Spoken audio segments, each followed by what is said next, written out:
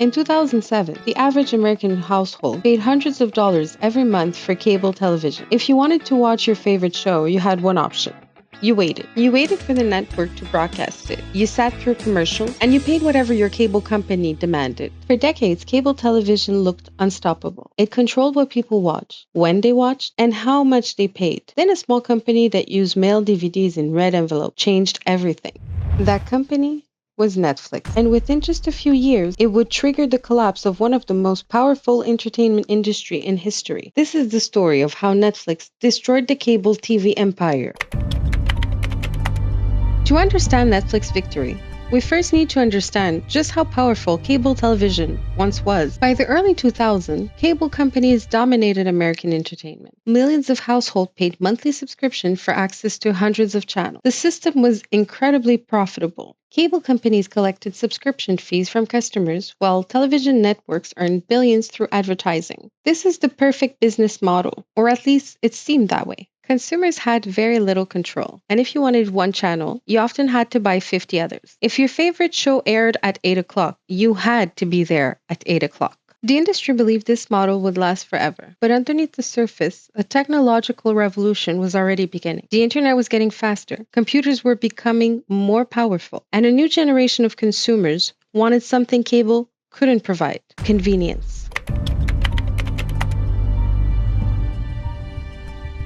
Ironically, Netflix didn't start as a streaming company. Founded in 1997, Netflix originally mailed DVDs directly to customers. Instead of driving to Blockbuster, customers could order movies online and receive them in the mail. It was convenient, but convenience alone wasn't enough to change the world. The real breakthrough came years later. Netflix executives noticed something important. The internet speed were increasing every year, and eventually they would become fast enough to stream videos directly into people's home. In 2007, Netflix launched streaming. At first, the catalog was limited. The video quality wasn't perfect. Many people ignored it, but Netflix wasn't building for today. They were building for the future. While cable companies focused on protecting their existing business, Netflix focused on what consumers would want 5 years later. And that difference would prove to be fatal.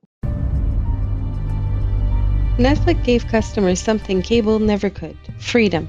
Instead of watching whatever happened to be on television, people could watch exactly what they wanted, whenever they wanted, without commercials, without schedules, without expensive channel bundles. For customers, the choice was obvious. Why pay $100 a month for cable when Netflix could cost less than $10? The shift started slowly, then it accelerated. Millions of households began canceling cable subscriptions. Industry experts called it cord cutting. Year after year, subscriber numbers fell. The younger generation never developed the same habits as their parents. Many never subscribed to cable at all. For them, streaming wasn't an alternative, it was normal.